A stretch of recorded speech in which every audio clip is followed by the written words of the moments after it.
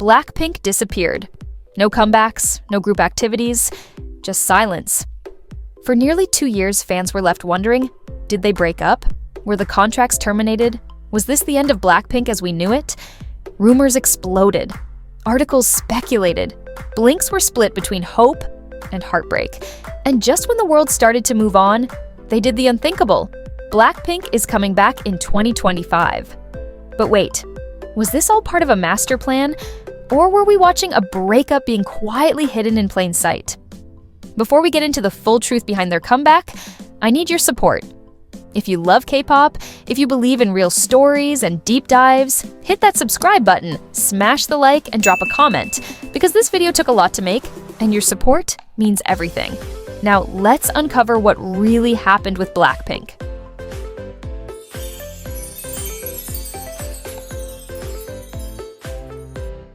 After the explosive success of their Born Pink World Tour, which ended in August 2023, BLACKPINK entered what many now call the silent era.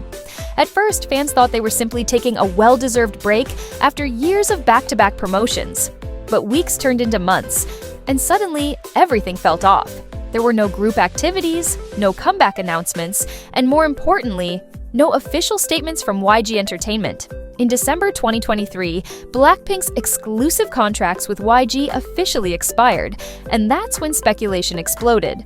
Instead of renewing as a group, it was reported that all 4 members declined to sign exclusive individual contracts with YG, while still agreeing to maintain group activities occasionally under the company. That announcement only deepened the confusion. Were they still BLACKPINK, or just 4 solo artists keeping the name alive? Fans started noticing something else. The group's official social media accounts went quiet. YG's schedules didn't include any BLACKPINK projects, and music platforms showed no updates, no pre-saves, no teasers. The silence was almost eerie for a group that had just completed a 1.8 million ticket world tour, one of the biggest ever for a female K-pop act. Blinks began to split into 2 camps, those who believed this was just a strategic break, and those who feared this was the end of an era. Adding fuel to the fire, Lisa signed with RCA Records in the US, Jennie launched her own label, and both Jisoo and Rosé began new solo ventures, without much mention of the group. The more time passed, the more it felt like each member was building her own empire, while the BLACKPINK brand quietly faded from the spotlight. No one said it out loud, but deep down, many fans started to ask, is BLACKPINK already over, and nobody told us?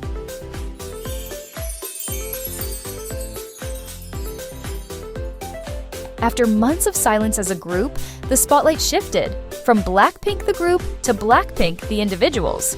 Each member began to move like a solo powerhouse, carving her own path while the future of the group remained a mystery. Jennie was the first to make headlines. She launched her own label, Odd Atelier, aiming to explore creative freedom on her own terms. Not long after, she appeared in the controversial HBO series The Idol, performing alongside The Weeknd, making it clear she was ready to dive into Western entertainment full force. Lisa, on the other hand, went global, literally. She shocked the world with her bold and artistic performance at Crazy Horse Paris, a move that sparked heated debates in Korea but gained massive attention in Europe and the US. Then came the biggest announcement. Lisa signed with RCA Records in America, officially stepping into the Western music industry as a solo act. Jisoo chose the screen. She focused on acting, landing lead roles in Korean dramas, and becoming one of the most in-demand actresses in the country. Her performance in Snowdrop proved she wasn't just a visual, she had real acting chops and range. And Rosé? She kept things a little quieter, but no less impactful. She attended global fashion events, partnered with luxury brands, and reportedly began working on her own solo music, this time with full artistic control. During this time, fans felt a mix of pride and uncertainty. Each member was thriving individually, yes, but the BLACKPINK brand felt like it was dissolving in slow motion. No mentions of group rehearsals, no teasers, no shared content. It was the solo era, but to many, it felt like the group was quietly drifting apart. And yet, nobody officially said it was over.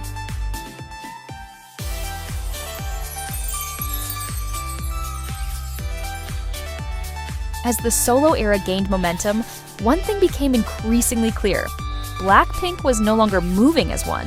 And where there's silence, rumors grow. By early 2024, speculation had taken over the fandom. Was BLACKPINK disbanded? Was YG just hiding the truth? Or were they cooking up something big behind the scenes? Korean news outlets began publishing conflicting reports. Some insiders claimed the group was still intact under YG, just on pause. Others said the members had left the label entirely, maintaining only brand rights for rare group promotions. The phrase "BLACKPINK will continue group activities occasionally" became infamous, vague, unclear, and almost empty. Fans across social media started theorizing.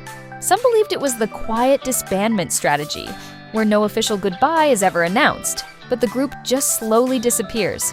Others thought it was a marketing masterstroke, allowing each member to explode as a soloist, only to return stronger together later. And then came the tension between Blinks themselves. One side said, they clearly don't want to be BLACKPINK anymore. Let them go. The other side fired back. They're just expanding their empire. This is evolution, not separation. Every move, every post, every interview was dissected. If Lisa didn't mention the group, rumors of a fallout spread. If Rosé skipped an event, fans speculated about internal drama. The truth? Nobody knew for sure. Even YG's silence became part of the rumor mill. Some accused the label of keeping the brand on life support to profit from the name without real group activity. Others believed YG was negotiating behind closed doors for a massive return. By mid-2024, the uncertainty was overwhelming. It was no longer about music, it was about trust, identity, and the legacy of the biggest girl group on the planet. And the only question that mattered was, is BLACKPINK still BLACKPINK?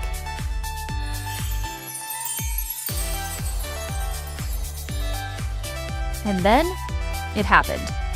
On February 20th, 2025, BLACKPINK finally broke the silence. YG Entertainment announced what fans had been waiting nearly 2 years to hear. BLACKPINK is coming back. The comeback wasn't just a digital single or a quiet release, it was massive. The group revealed their official return with a world tour, kicking off on July 5th in Goyang, South Korea. That's right, the group that had been silent for so long is now heading back to the stage with a vengeance. From Seoul, they'll move on to major cities including Los Angeles, New York, Chicago, and several stops in Canada. It's a full-scale international comeback, the kind that only BLACKPINK can pull off. Fans around the world were stunned. Some cried, others screamed. Social media exploded with phrases like "BLACKPINK is back and finally," trending globally within minutes. But even with the announcement, a few questions remained. Will there be new music before the tour? Will this comeback include a full studio album? Or is it a celebration of the BLACKPINK legacy rather than a new chapter? While YG hasn't confirmed a new album yet, insiders say the group has been working on brand new material since late 2024. Teasers are rumored to drop in early June, just weeks before the first concert. Some fans noticed subtle clues months before the official news: similar outfits, synchronized appearances, reactivated staff accounts. In hindsight, the comeback was brewing all along. What's certain now is this: BLACKPINK isn't fading, they're reloading. This isn't just a return, it's a reminder, a statement. BLACKPINK wants the world to know, you didn't forget us, and we didn't forget you. The stage is set, the dates are locked, and the world is watching. Are you ready?